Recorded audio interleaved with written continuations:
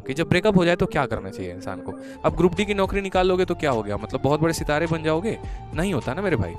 जब तक आप जिस ओहदे के लिए तैयारी कर रहे हैं वो ओहदा, वो वजूद बहुत बड़ा होना चाहिए, तभी आपके पीछे दुनिया भागती है। अगर आप किसी के इक्विवेलेंट भी जाएंगे ना, तो भी आपका बहुत बड़ा सम्मान नहीं किया जाएगा समाज में। यानी आपको अपना ओहदा और आपको अपना लेवल जो है वो काफी ऊपर रखना पड़ेगा। कि जब ब्रेकअप हो जाए तो क्या करना चाहिए इंसान को, क्योंकि आउट ऑफ द बॉक्स है, बट परेशान मत हो, ठीक है।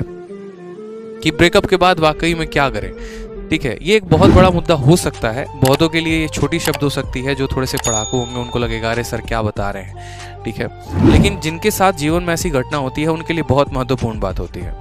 देखो लाइफ में ना लोग बहुत कुछ कहते हैं कि तुम पढ़ लिख लोगे तो तुम्हारे पीछे सब भागेंगे, तुम कामयाब बन जाओगे तुम्हारे पीछे सब भागेंगे। बहुत बार हमें लगता है कि यार ये यूजुअल बात है, नाम बात हो गई है, मतलब इसमें कोई उतना दम नहीं है। लेकिन ऑनेस्टली अगर मैं इससे थोड़ी सी हटकर अगर बात करूं यहाँ पर, तो असल में पढ़ लिखने से आप बहुत बड़े इंसान नहीं बन जाते हैं। असल में आप जब एक कामयाब इंसान होते हैं ना, तो आप बहुत बड़े इंसान बन जाते हैं। जैसे उदाहरण के तौर पे आपके घर में आपका छोटा भाई भी पढ़ रहा है, लेकिन वो उससे बहुत बड़ा इंसान नहीं बनेगा। जब आपका एक बहुत बड़ा व्यक्तित्व हो जाता है समाज में, जैसे नौकरी से भी बहुत बड़ा इंसान नहीं बन सकता है। अब ग्रुप डी की नौकरी निकाल लोगे तो क्या हो गया, मतलब बहुत बड़े सितारे बन जाओगे? नहीं होता ना मेरे भाई। जब तक आप जिस ओहदे के लिए तैयारी कर रहे हैं वो ओहदा, वो वजूद बहुत बड़ा होना चाहिए, तभी आपके पीछे दुनिया भागती है, तभी आपको कनेक्ट करने की कोशिश करती है। जैसे एग्जाम्पल में देखिए आप, एक मूवी है शादी में जरूर आना।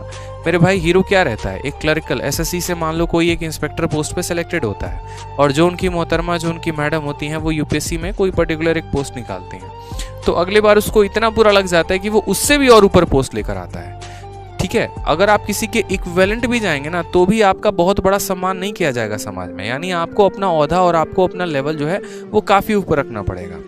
और इस बात में थोड़ी सी सच्चाई जरूर है। देखना, एक छोटी सी बात मैं आपको कनेक्ट करूं, जिस दिन आपके सिलेक्शन की झांकी निकलेगी ना मेरे भाई, उस दिन आपको पता चलेगा कि सिलेक्शन का महत्व कितना था। जैसे मेरे एक सर थे, और सर थे नहीं सर हैं, और वो हमेशा एक बात, जब मैं लाइब्रेरी में पढ़ा करता था ना, तो वो हमेशा मुझसे एक बात बोलते थे कि आदित्य, तुमको अभी महसूस नहीं है कि तुम्हारी ज़रूरत लोगों को कितनी होगी, या लोग तुमसे किस कदर कनेक्ट करेंगे। क्यों? क्योंकि जब हमने पढ़ाई शुरू किया तो हमारे रिश्तेदारों ने धीरे धीरे हमारे घर वालों का साथ देना छोड़ दिया। मतलब पता चलता था कि मामा जी के घर से लड़ाई हो गई एक तरीके से कह के, या रिलेटिव आसपास के जो है उन्होंने पापा मम्मी को काफ़ी ताने देना शुरू कर दिए। यहाँ तक ये भी कह दिया तुम्हारा बच्चा पढ़ाई थोड़ी करता है, 3 साल से दिल्ली में मटर गश्ती कर रहा है। ऐसी कई सारी बातें होना शुरू हो गई। जिनके साथ हम कनेक्टेड थे वो लोग भी धीरे धीरे छोड़ने लगे। ऐसे हालात में जब इंसान अकेला पड़ जाता है ना, तो या तो 2 रास्ते होते हैं, या तो जो रीज़न है उसको छोड़ दो, और नहीं तो अपने आप को इतना लगा दो ना कि ये सभी चीज़ों से आप ऊपर उठकर काम करना शुरू कर दो।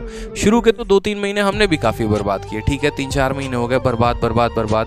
माइंड आदमी का किसी का भी डिप्रेशन में चला जाता है, सोच नहीं पाता है। लेकिन एक स्ट्रॉन्ग रीज़न होना चाहिए लाइफ में। जैसे उसके बाद रैंडमली मेरे सामने एक पोस्ट की वीडियो आई कि इनकम टैक्स इंस्पेक्टर कैसे बनते हैं। मुझे काफ़ी अच्छा लगा वो वीडियो, और मुझे इतना अच्छा लगा वो वीडियो कि उसके बाद मैंने रैंडमली सारे पोस्ट देखने शुरू कर दिए। अच्छा, सीजीएल में इनकम टैक्स इंस्पेक्टर भी होता है, उसके बाद जो है यहाँ पर AA इंस्पेक्टर भी होता है, उसके बाद एक्साइज इंस्पेक्टर्स भी होता है। और आप बिलीव नहीं करेंगे, जिस रात मैंने वीडियो देखी थी उसके अगले रात, चूँकि मैं दिल्ली में रहता था, तो उसके अगले रात मैंने यहाँ पर जो है मेट्रो लिया था, और मेट्रो लेकर मैं पहुँच गया था विदेश मंत्रालय। हालांकि किसी दिन फोटो होगी तो मैं शेयर ज़रूर करूँगा। ये मेरे प्रिपरेशन के टाइम की बात थी। और विदेश मंत्रालय जाकर उस पर्टिकुलर ऑफिस में, जहाँ पर जब आप एसएससी से सेलेक्ट होकर जाएंगे ना, और वहाँ पर जाके जब आप जॉब करेंगे, तो उस पर्टिकुलर बिल्डिंग के आगे चूँकि सिक्योरिटी गार्ड बहुत ज़्यादा थे, वहाँ ठहरने दे नहीं रहे थे, तो जाकर मैंने कम से कम 1.5-2 घंटे वहाँ पर बैठा रहा। और कुछ नहीं, बस उसके बगल में बस स्टैंड था। बस यही सोचता रहा कि यहाँ जो लोग जॉब करने आते हैं उन्होंने कितनी मेहनत की होगी, और क्या वो यहीं तक रुकते होंगे या उनका वजूद यहाँ से और आगे जाता होगा। ऐसा होता है विदेश मंत्रालय में, आप लंदन में, और फॉरेन पोस्टिंग आपको मिलती है। तो मैंने अपने लाइफ को वहाँ पर कंपेयर किया कि देखो आज मैं कहाँ पर हूँ, आज मैं यहाँ पर हूँ। मेरे पास 2 रीज़न है, या तो यहाँ से मैं बहुत गड्ढे में चले जाऊँ, अपने आप को बहुत नीचा दिखा दूँ, अपने आप को वाकई में वो साबित कर दूँ जो लोग मेरे बारे में सोच रहे थे कि हाँ मैं नालायक हूँ, हाँ मैं निकम्मा हूँ, मैं कुछ भी नहीं कर सकता। या तो मेरे पास ऑप्शन है कि मैं यहाँ से आगे पहुँचूँ, आज इस बिल्डिंग के बाहर खड़ा हूँ, एक वक्त लेकर आऊँ कि इस बिल्डिंग के मैं अंदर मौजूद हूँ। और मेरे साथ एक और लड़के थे, मैं उनसे भी ये बात कही थी कि देख लेना, 1 साल के अंदर ये कहानी पलट कर मैं रख दूंगा। आज मैं इस गेट के बाहर हूँ और ये सिक्योरिटी गार्ड मुझे मना कर रहा है, हालांकि उसकी वो ड्यूटी है, वो डेफिनेटली है, ट्रेसपैसर्स को मना करेगा, लेकिन 1 साल के अंदर कहानी ऐसी पलट दूंगा ना कि इस बिल्डिंग के अंदर मैं मिलूंगा। और हुआ भी यहीं यहाँ पर। फिर उसके बाद यहाँ पर इतना आदमी थोड़ा सा जो है मेहनत करना शुरू कर दिया, वो मुझे एक रीज़न मिल गया कि मुझे वहाँ पर क्यों जाना था। वो रीज़न मुझे मिल गया क्योंकि मुझे अपने आप को बहुत बेहतर बनाना था। और हुआ भी ऐसा यहाँ पर, जब जब मैं डिमोटिवेटेड हो जाता था, या जब भी मुझे थोड़ा सा दुख होता था, या जब भी मुझे थोड़ा भी यहाँ पर फियर होना शुरू हो जाएगा, थोड़ा मैं नेगेटिव होना शुरू हो जाऊँगा, तो अगर मैं हूँ यहाँ पर तो मैं किसी की बाइक अरेंज करूँगा, या फिर जैसे भी हो गया, मैं कभी यूपीएससी भवन पहुँच गया, कभी एमईए भवन पहुँच गया, कभी आईटीओ पहुँच गया, और जाकर बस उन बिल्डिंग्स को देखूंगा यार कि हाँ यार देख तेरा मंजिल वहाँ पर है, तुझे वहाँ जाना है। जब वो चीज़ सामने होती है ना तो ज़्यादा मोटिवेशन मिलती है, रोंगटे ऐसे खड़े हो जाते हैं एकदम ऐसे, हाँ यार फील आ रहा है, मतलब देख सोचना यार एकदम बाहर आज खड़े हैं, कल के दिन अंदर होंगे, सोचो स्टाफ होंगे, सिक्योरिटी गार्ड्स होंगे, आईडी लगाकर ऐसे हम भी एंट्री करेंगे, कितना मज़ा आएगा। मतलब वो रेल भवन में जब हम सिक्योरिटी देखते थे, मतलब फील होता था कि हाँ यार ठीक है, इसी चीज़ के लिए तो पढ़ना है, इसी चीज़ के लिए तो करना है, हमारे भी नाम की वाहवाही होगी, हमारा भी नाम का गुणगान होगा।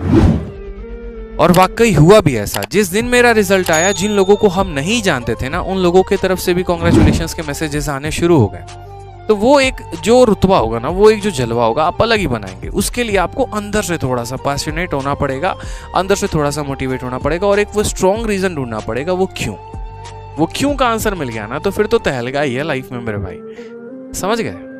तहलका बिल्कुल तहलका करेंगे आप जाके। और इन चीजों से मत हुआ करो यार। देखो किस्मत अच्छी है आपकी कि वो जो XYZ पर्सन थे वो अभी छोड़ के चले गए। क्या पता आपके सिलेक्शन के बाद ज्यादा दुख के देके जाते आपको, बताओ। आपकी पोस्टिंग हो जाती विदेश मंत्रालय में, और पीठ पीछे आपका उनका मैडम का किसी और के साथ जो है दोस्ती चल रहा होता, तब ज्यादा दुख होता। कहते हैं ना, तब गले की हड्डी आके यहाँ अटकती है, ना नीचे जाएगा ना ऊपर फेंका जाएगा। तो जिन्हें छोड़ के जाना उनको जाने दो, अभी जाने दो, क्योंकि आप फ्यूचर इंस्पेक्टर बनने वाले हो, ठीक है? तो वो असल में वो आपको नहीं छोड़ रहे हैं, वो एक इंस्पेक्टर को खो रहे हैं। और जिस दिन ये तबाही होगी ना, जिस दिन ये लड़का इंस्पेक्टर बनेगा, भाई देखो इसका अपना ही भौकाल होगा। तो अच्छी बात है, लोग जा रहे हैं, बोलो धन्यवाद भैया, तुम हमारे जिंदगी से चले गए, अब हम थोड़ा और आसानी से बन जाएंगे, हम थोड़ा और कामयाब बन जाएंगे, ठीक है? तो उनको धन्यवाद कहो।